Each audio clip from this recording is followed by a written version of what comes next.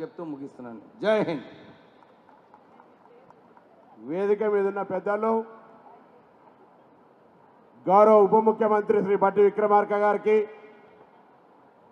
ఇందిరా మహిళా శక్తికి సంబంధించిన శాఖ మంత్రి సోదరిమణి సీతక్క గారికి, గౌరవనీయ మరొక మంత్రి కార్మిక గనులు భూగర్భ శాఖ డాక్టర్ వివేక్ గారికి, నగర ప్రథమ పౌరురాలు సోదరి మేయర్ విజయలక్ష్మి గారికి, గౌరవ ఎమ్మెల్సీలకు, కార్పొరేషన్ చైర్మన్లకు, ఈ ప్రాంత నాయకులకు, ఇక్కడికి ఇచ్చేసినటువంటి అక్కా చెల్లెలందరికీ కూడా పేరు పేరున హృదయపూర్వకంగా నమస్కారాలు తెలియజేస్తా ఉన్నాను. అందరూ ఒకసారి గట్టిగా మన గౌరవ ఉప ముఖ్యమంత్రి గారి చప్పట్లతో స్వాగతం చెప్పాల్సింది కోరుతా ఉన్నా.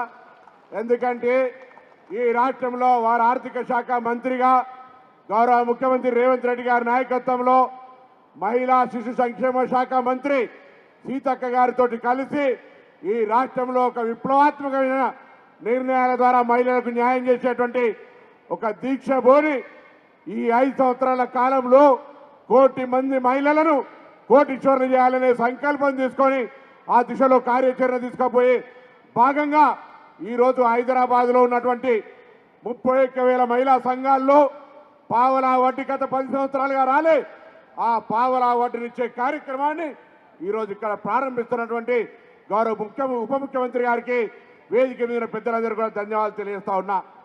ఈరోజు ధైర్యంగా మహిళలకు మేమున్నామని చెప్పేటువంటి మా నాయకురాలు సోనియా గాంధీ గారి పార్టీగా, కాంగ్రెస్ పార్టీగా ఆనాడు ప్రధానమంత్రి ఇందిరాగాంధీ వారసులంగా ఈరోజు మీ ముందు నిల్చొని మహిళలకు న్యాయం చేయగలుగుతాం, మహిళలకు న్యాయం చేసే పార్టీ కాంగ్రెస్ పార్టీ మాత్రమే అని చెప్పడానికి ఇలా మీ ముందుకు వచ్చినామనే మాట మనం చేస్తా ఉన్నాం. ఇప్పుడే వేదిక మీద సీతక్క గారు అనేక పథకాలు చెప్పినారు.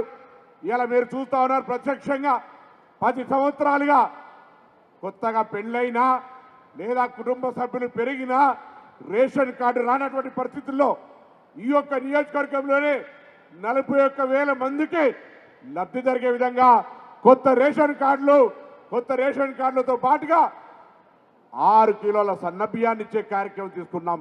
ఇలా మీరు చూస్తూ ఉన్నారు పండుగలకు పబ్బానికి అవ్వగారింటికైనా అత్తగారింటికైనా గుడికి పోయినా బడికి పోయినా లేదా ఎక్కడికైనా పోతే కూడా ఇలా ఉచితంగా బస్సు సౌకర్యాన్ని కలిగజేసినాం.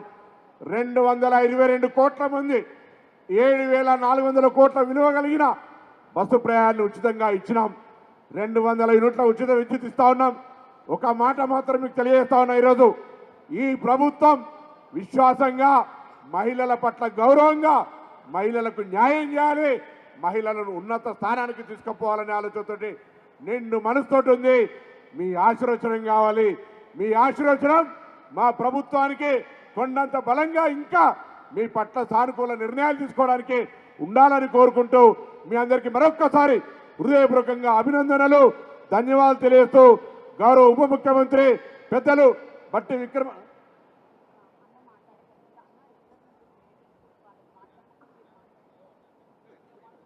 సభాధ్యక్షురాలు కార్యక్రమ నిర్వహణ. ఉప ముఖ్యమంత్రి గారు సందేశం కన్నా ముందు మన మహిళా సోదరిమణులు వారి